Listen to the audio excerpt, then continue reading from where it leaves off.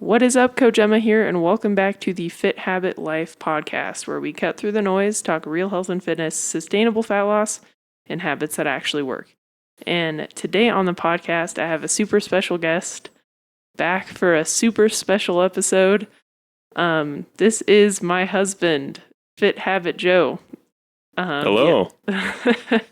The other podcast he was on, we were in the car and we were driving. I think we were stuck in traffic in California or something like that. Yeah. Yeah. So you guys actually get to see his beautiful face this time.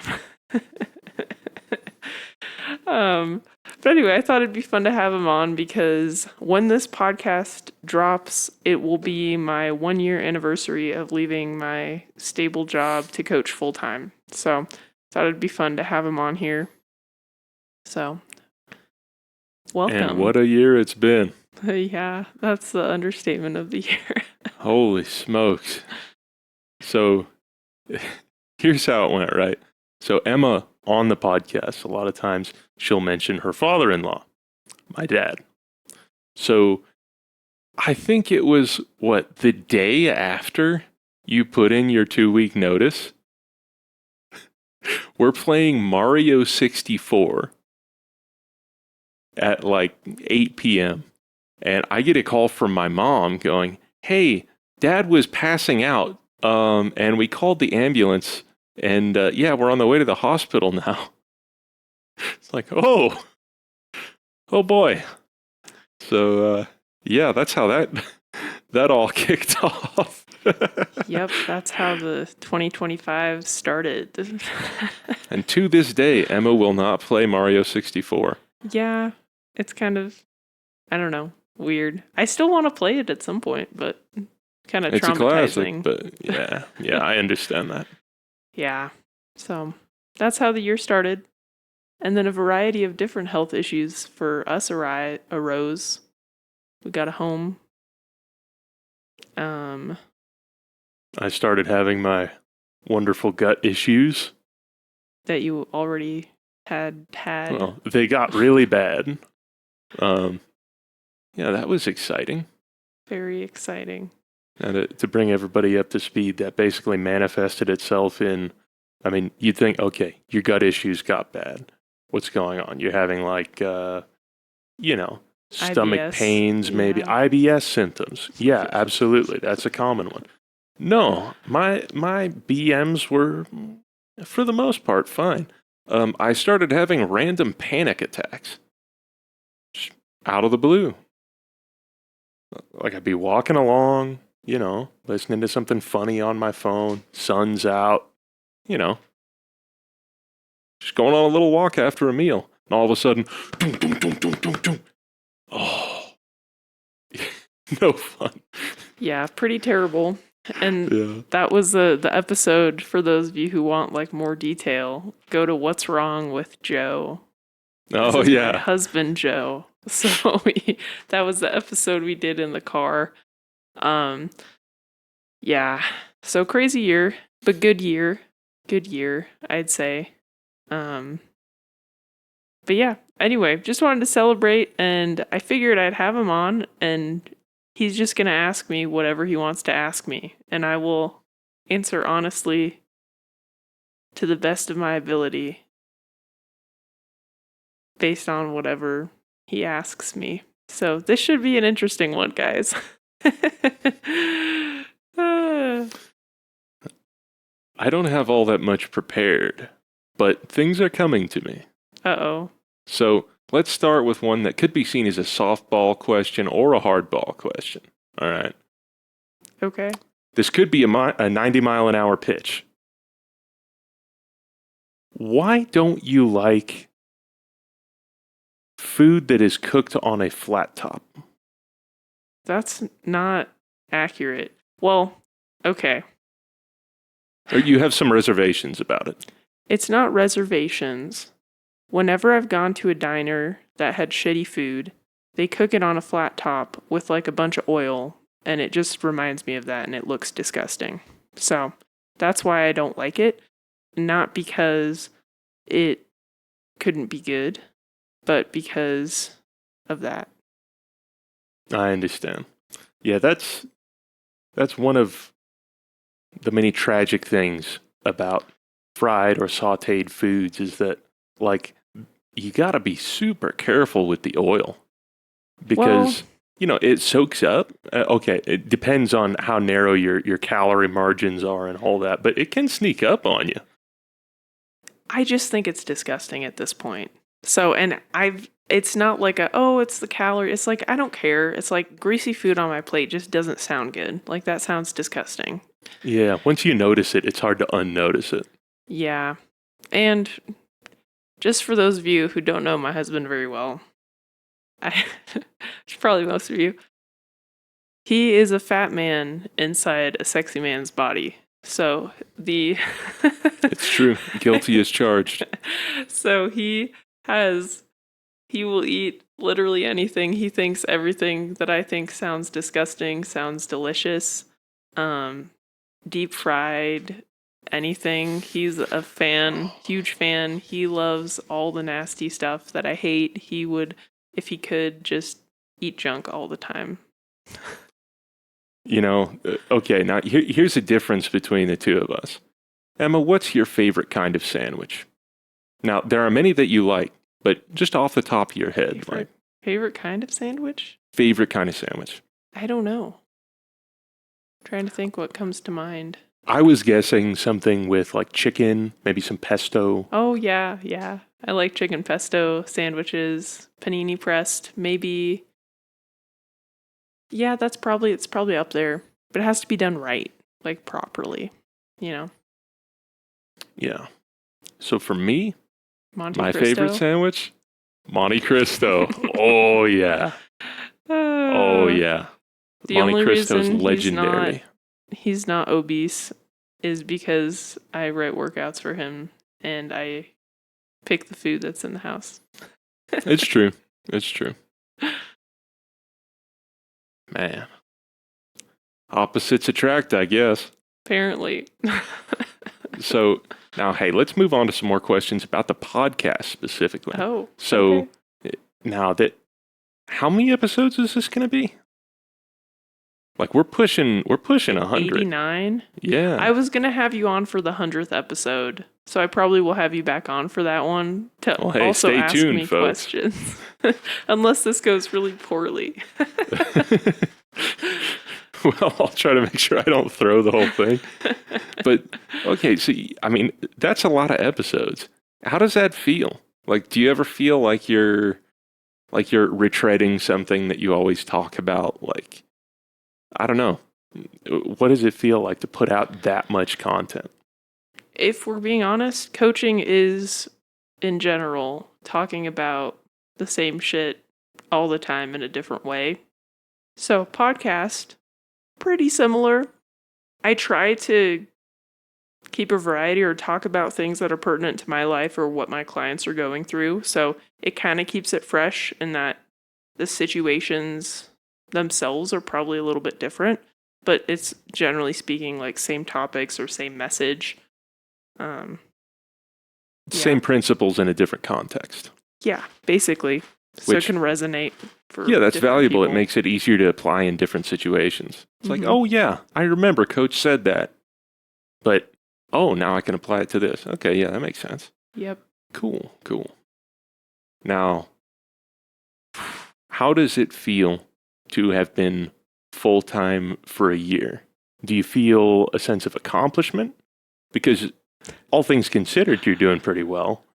Or, I mean, like I said, it's been a year. That's true. That's true. With all the stuff we've had going on, I will say fairly successful, but not as successful as I probably could have been. And I'm not a very...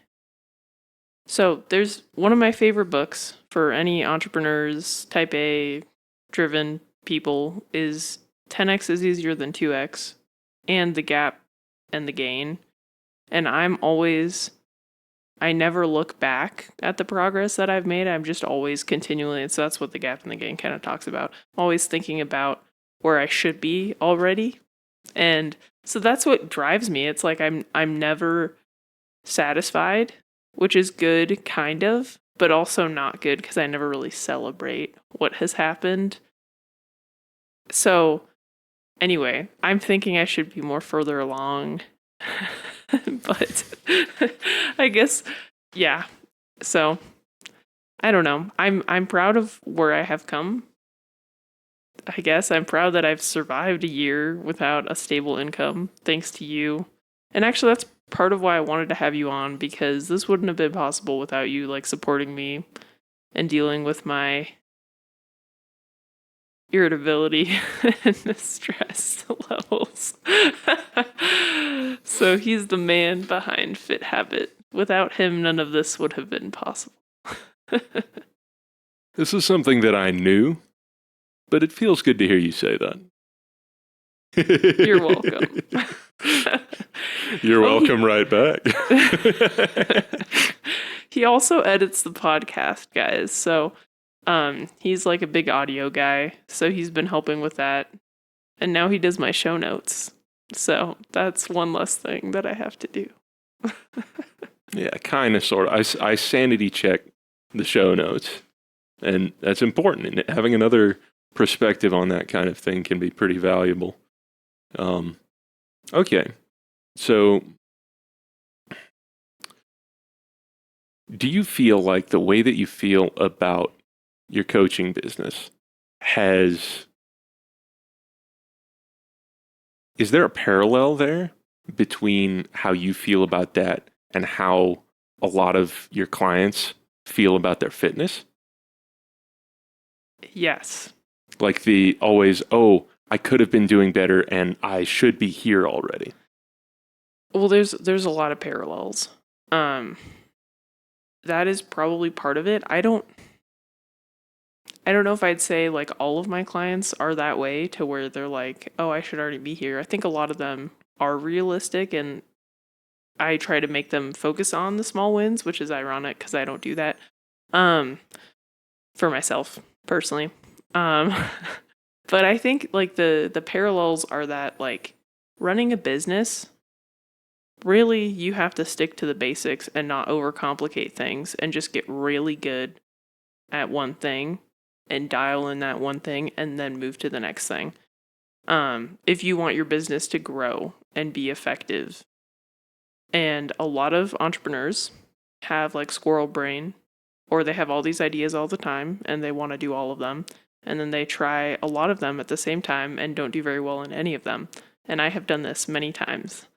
And I think that's kind of similar. And then they get burned out because they're like, oh my gosh, I'm doing so much. I can't do this anymore. And so then they quit or everything fails. Same thing with like fitness. Like right now it's January, right?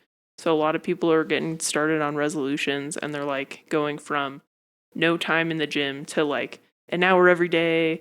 I'm meal prepping everything. I'm only eating whole foods. I'm not touching junk food. I'm not going to eat carbs or whatever. Like they go from 0 to 100 and they try to do everything at once and then they usually fail. Because really it's the small steps that you're taking daily and the basic stuff daily, not anything fancy, that's going to move the needle. Like the same kind of principles, like the basics are what work for both, apply. I feel like right now could be a good opportunity to just slam the resolutioners. No, I don't do that because you know why? I think motivation is a great tool to get started. You just have to be realistic that that's not going to be there forever. So use that motivation that you have now to start small. Like use that motivation to get started, but to get started the right way. Right? So like most of the time, like I'm not always motivated to do stuff, but I'm at the point in my health and fitness journey to where I am a person that goes to the gym at 5:30 in the morning. I am a person who eats high protein meals and primarily whole food. Like it's not even a question. I don't even like to go out to eat that much, which to my husband's dismay, because I just don't feel good when I do. And I'm like, I just prefer eating my food at home. but it's because I've been doing this for a really long time. I'm also, yeah, I like routine and consistency. So anyway, but I'm not always motivated is the point. And most people aren't always motivated. But the cool thing is if you have a little bit of motivation, that's a good way to get started.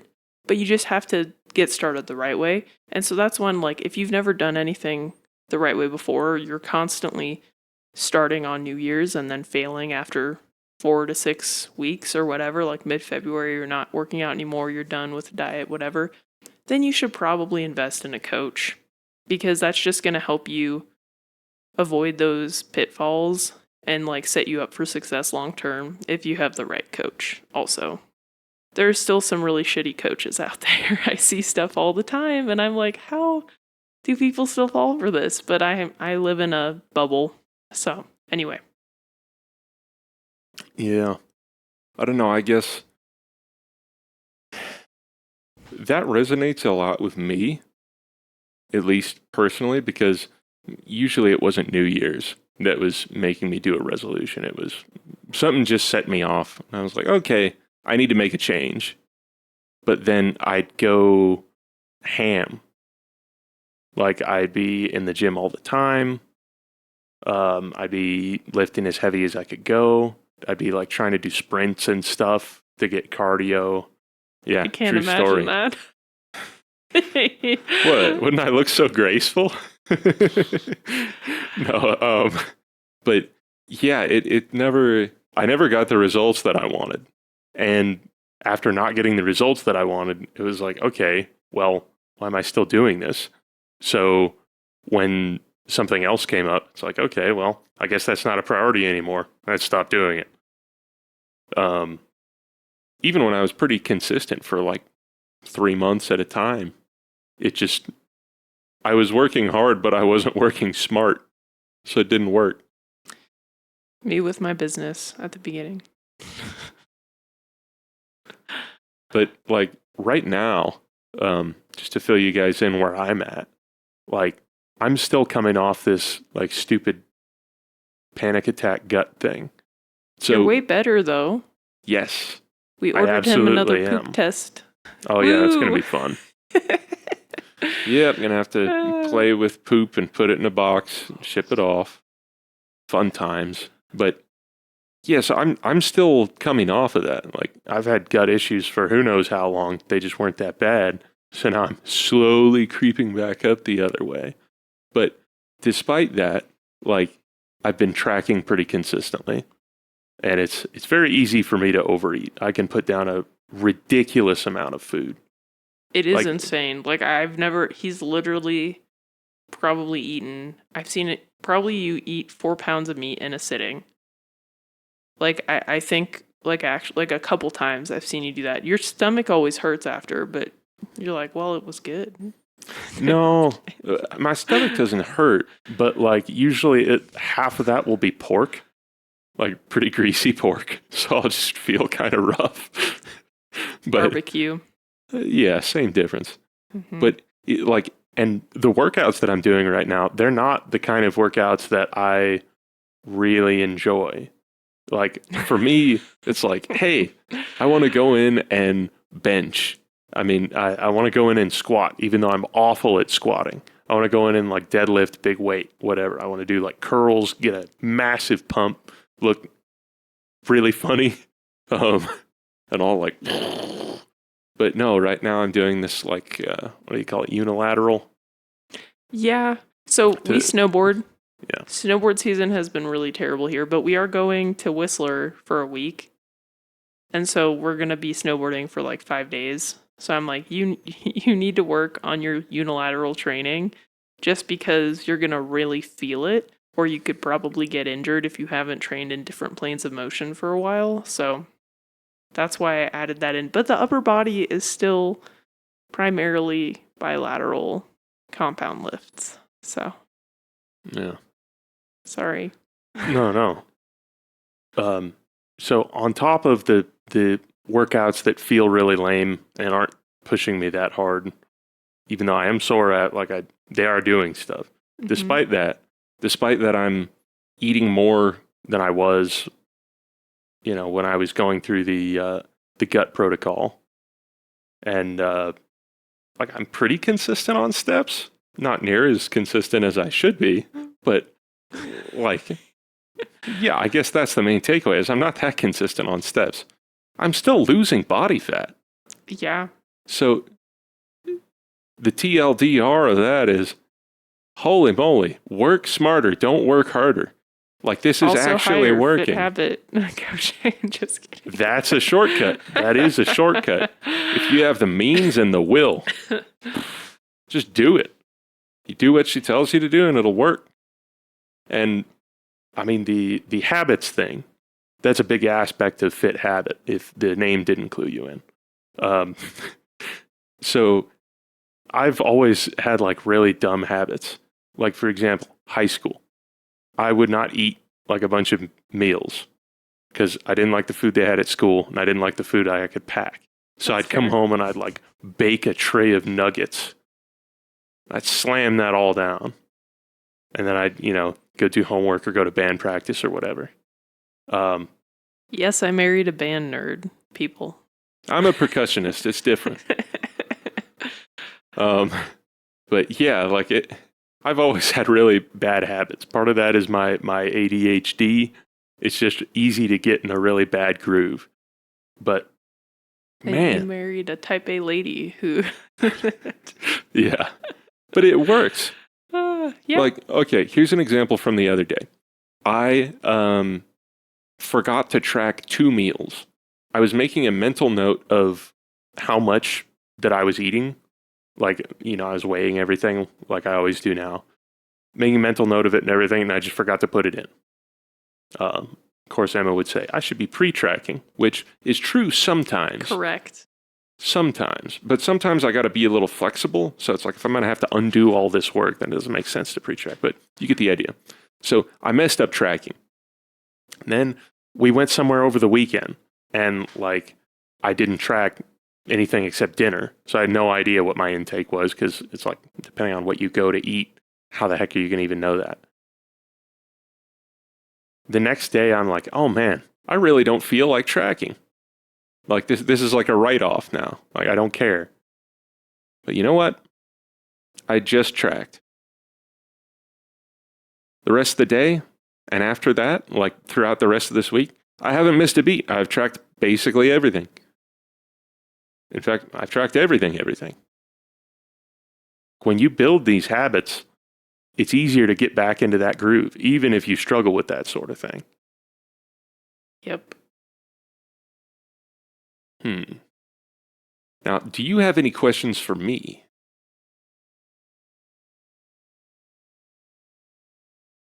That's a great question. I mean, we go so long without talking to each other. We work from home and our offices are literally just across the little tiny hall. So I see him every day, all the time. Yes, I am being sarcastic. Yes. I don't know. I don't know what the listeners would be interested in. Do you want to tell about your weight loss journey? How, because, so part of my story, and I love my husband, but when we were dating, he told me that carbs were really bad and carbs made you fat because that's what he thought. And so I clung to that. And as a D1 athlete, I would not eat carbs. And then I would not eat processed carbs. And anyway, whole thing. That's part of the journey. But yeah, he struggled for a long time. You would not believe it, but he used to look like an obese terrorist on his passport. He had a neck beard and everything. Sorry. It's true. Had a mullet too. Yeah, it was kind of a sad mullet. It wasn't poofy. all mullets. And it wasn't are that sad. long in the bar. They're disgusting. I hate I've mullets. seen it pulled off. I I have not. I think they're disgusting. The big misstep I think nowadays is people will get a mullet and they're like, heck yeah, I'm going to get a mustache too. All mullets are disgusting. Ooh. Mustache or no mustache. Well, the mustache doesn't help a lot of the time. Anyway. That's also true. Yeah, no. So I mean, you heard about my habits in high school. I was, doing all AP classes, even though I was really bad at them. Stressed to the max 100% of the time. Doing band, which took up a lot of my time. He did marching band. That takes like hours. It's kind of like I was shocked when he told me because I was an athlete. I played in college, I played in high school, like I was working out all the time. I'm like, band, that's like an hour every other day. No, his practices were like 3 hours long. He was carrying this big ass bass drum and stuff. So it's a lot of time. And it's fairly active if you're carrying the thing and hitting the drum. Yeah, and you're not eating 2,800 calories of nuggets per meal. It's probably more than that, but yeah. Yeah, it might have been. But yeah, so in high school, I got up to about 255, which I'm about 6'2". Right now, I weigh 215, and I've got a pretty decent amount of body fat on me.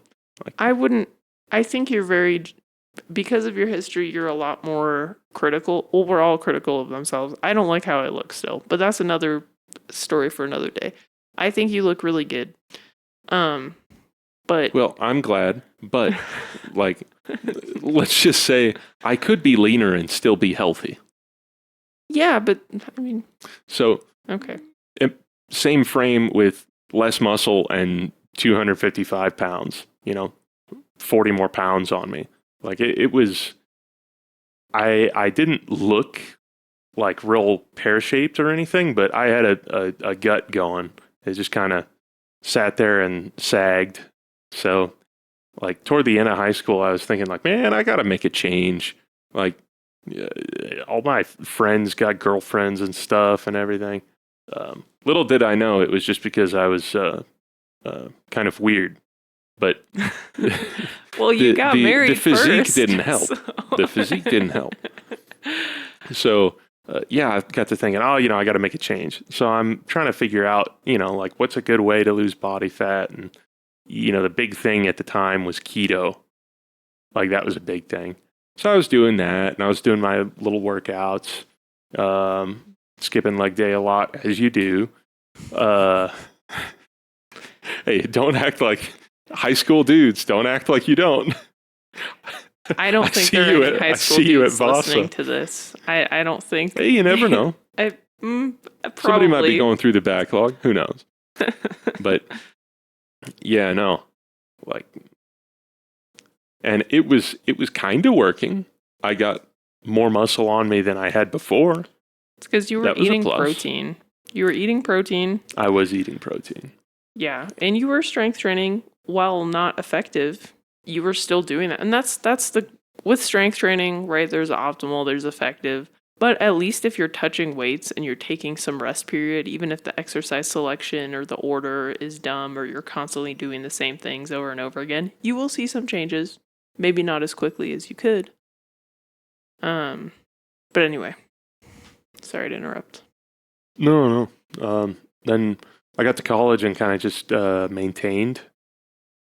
Like I would go do little workouts.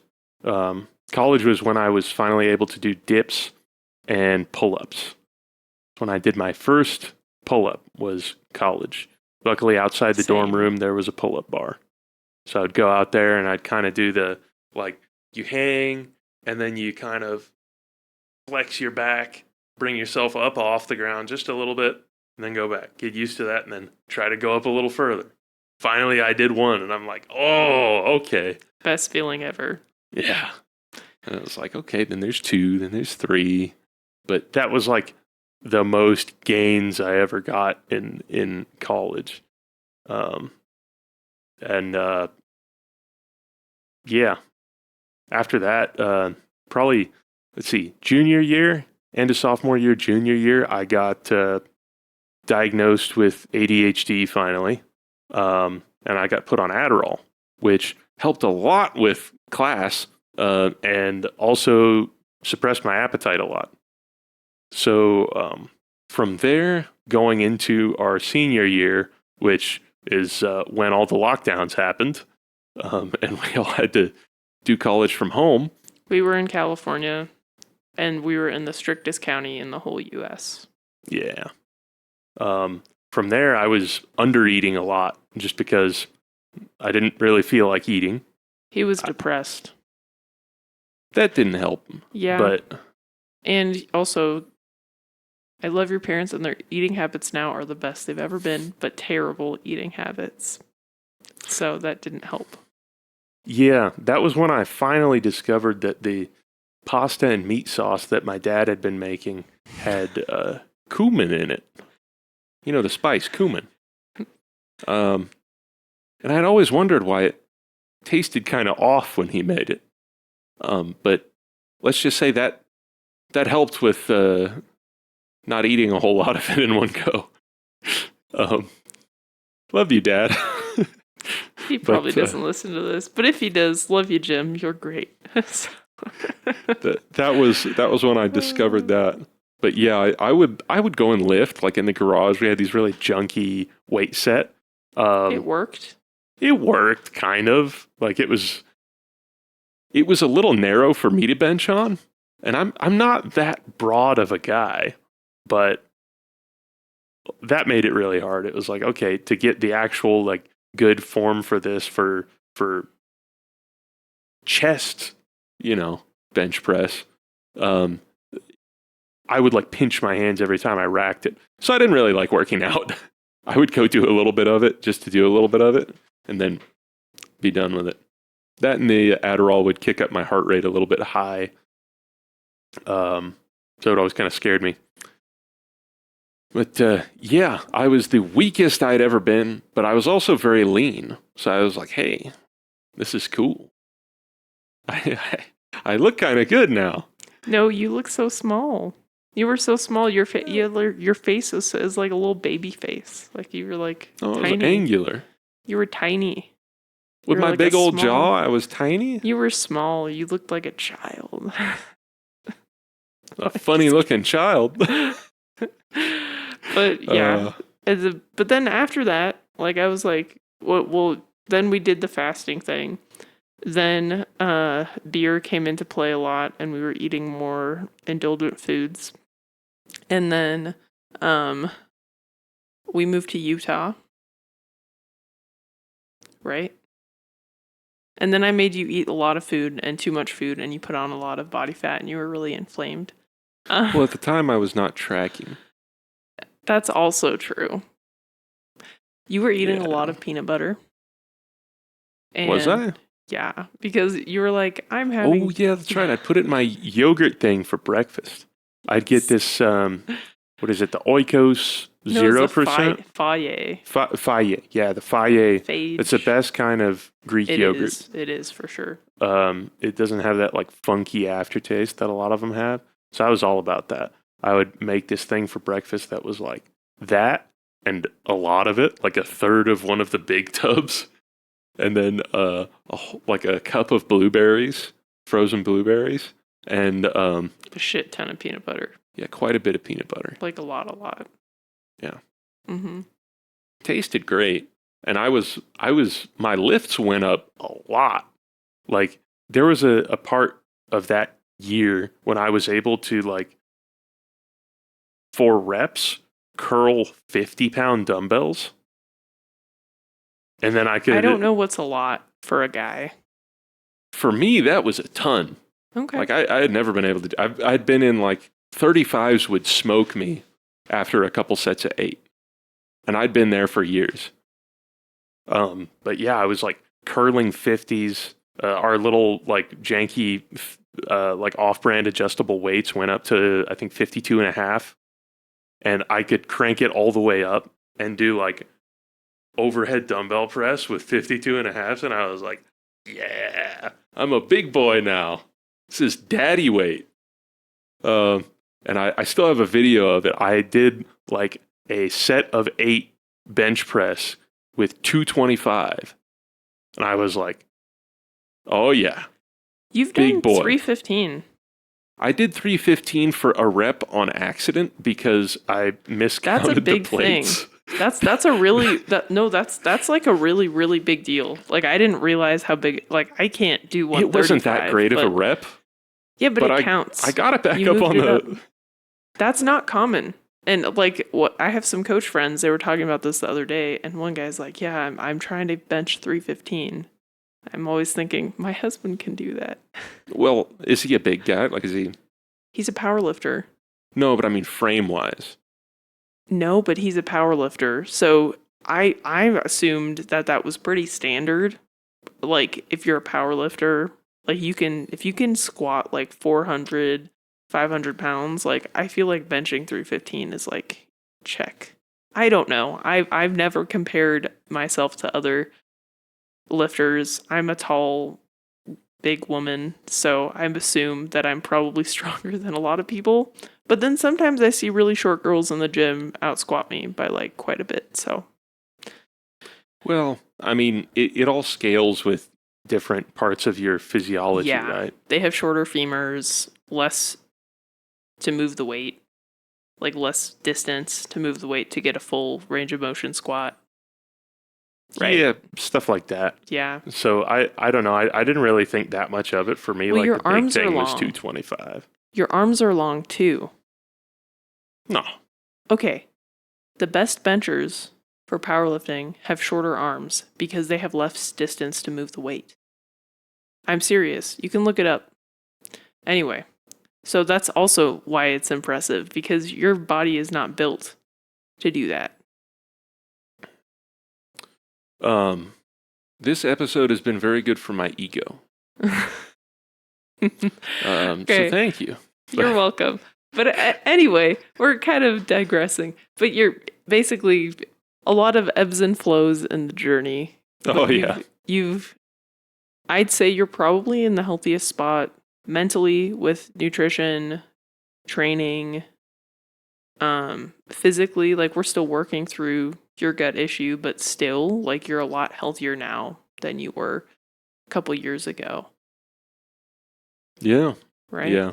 And a big part of that is I don't have to think about it. What do you I mean? just look at my Oh. little app and I go, oh, this is what my macros are supposed to be. That's true. And this is what my workout is. I'll just do that. And then I'm done with it. I have to That's remember to true. go on walks and stuff, but like, easy. That's why I have my own coach also. It is so nice. So nice. Because, yeah, I have a lot of other things that I think about. Sometimes it gets too much to juggle. Yeah. So, what's your most memorable moment of the past year? Ideally positive, because there's a lot of moments that were not good this year.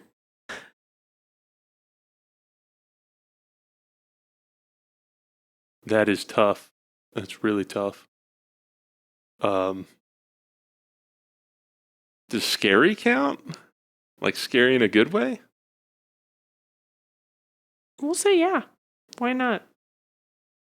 I guess when we finally signed the mortgage and all that, Oh, yeah. I wouldn't say memorable, like, oh, this was a great moment. It was like, whoa!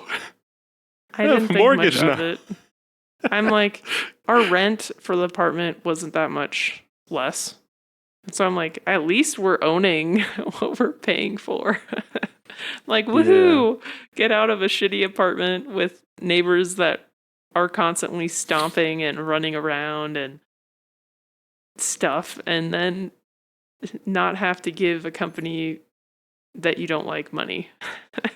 I did not like our apartment complex. It was pretty rough. Yeah. And the grilling situation was We weren't allowed to subpar. grill. We were not allowed to set up a grill outside of our garage. Like, it was ridiculous. But Well, there wouldn't really be anywhere for people to drive in the parking lot if we did. So it makes sense from that perspective, but like, I feel like there's sucky. some wiggle room on the balcony. Like, it's outdoors. There we're are not gonna. idiots, though. Yeah. And the communal grills were sad. Yeah, really sad. And they were always packed in the summer. So, That's true. and then we couldn't get to them in the winter because they were by the pool. That is also correct.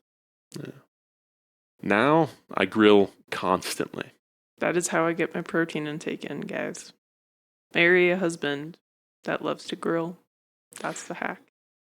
So if you are, let's be charitable here. Let's call me a food enthusiast. Not necessarily a cooking enthusiast, but a food eating enthusiast. A big hack is to grill, and I'll explain why. So, when you fry foods, what you're doing is you're taking fat and you're using that to fry the outside of the food, right? Self-explanatory. When you grill something that has fat in it, or if you maybe put a little bit on it, sometimes depending on what I'm doing, I'll rub it down with like avocado oil or something like that. The outside gets fried.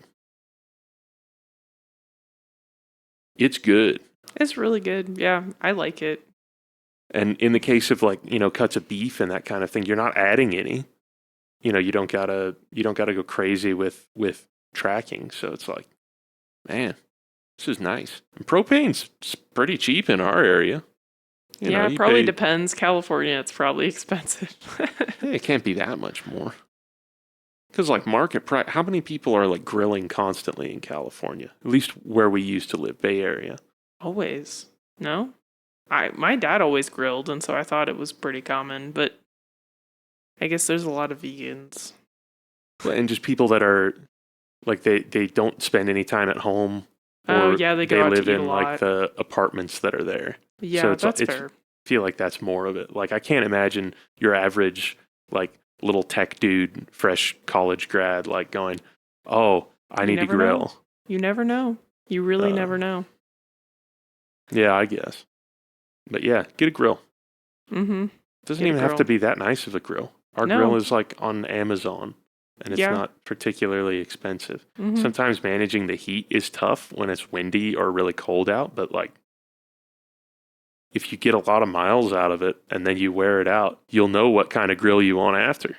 So like, don't sweat it. Yep. So big fitness hack from Fit Habit Husband. Get a grill. Grill a lot. Correct. Let's see. What other questions could I ask you? I don't know, but we're going to make this the last one because we kind of gone all over the place in this episode and it's getting kind of long. It's a relaxing episode. It's a relaxing episode. Yeah. Okay. The other podcasts that I'm a part of, our episodes are usually an hour. So I'm like, oh, we're making good time. And then I remember. Well, when I have a guest on, usually they're like 40 minutes to an hour, depending on the guest. But we don't really have a plan for this one, so. That's fair. Mm-hmm. Okay, let's see. What are...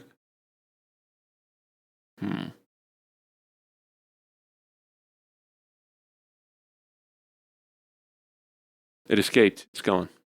It's gone. I might have to edit a lot on this one. No, you don't have to. It's very natural. I was going to make fun of you, but sometimes that causes you to forget what you're thinking about. So I was going to say like loading spinner. Oh, yeah. Oh, that's pretty much what was happening. I actually thought it was frozen for a bit. So. Man. Well, hey. It's been a great year, all things considered. Hopefully this coming year is a little less exciting. Yes. Not just for us, but for all of you. Hopefully, we're praying that we can all just kind of dial in and get done the stuff we need to get done without too much cataclysmic world conditions or horrible upheaval in our personal lives. I agree. So, what do you want to leave our audience with? Is that your final thought? Well, that does tie into a good final thought, I think. That's true. And this will be true in your fitness journey. This even ties back into like maintaining habits, but it's also good life advice as well. It's I think you call it outcome independence. So say you try to do something, right? Even if you pour your heart and soul into it, it's not always going to work. You know, you might be, hopefully not if you're listening to this podcast, but you might be trying keto You might be just going into the gym to get into the gym and hoping that it's going to help you out when you do whatever lifts. It might not work. Heck, depending on what you're doing, it probably won't work. But you know what? Try something else. You tried it, it didn't work. Keep going. You learned something. Just like it's not a knock on you as a person when you fail at something, unless it's like a consistent failure. But that's not me judging you. That's probably going to be you judging you, right? Just keep trying. Don't give up. That's the only way you fail is if you give up.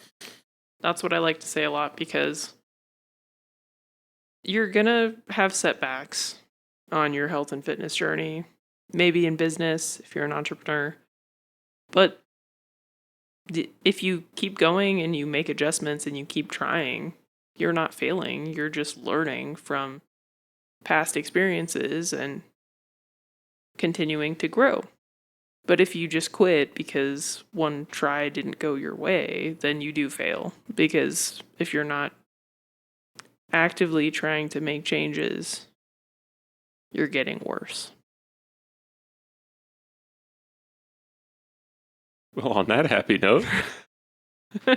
Well, because, think about it. If you're staying the same, if you're not changing the behaviors and habits that got you into the place that you don't want to be in anymore, if you keep doing those habits, like let's say you have, you just don't exercise, you don't walk, you don't get any sunlight, maybe your diet does not consist of a lot of nutrient-dense foods, you eat out a lot, drink a lot of soda. If you keep doing that, your state is not going to stay the same. You're going to actively get worse. But if you start to make changes, positive changes, even if it's just one thing at a time, small little step, you will start to feel better. You'll start to move in the right direction. So like some people think if they don't make changes, they stay the same. No, you don't. But the amount of changes you have to make aren't that big. So just remember that. And that's what I meant by if you give up, you fail, because you will continue to get worse if you're in a state that you don't want to be in. Yeah.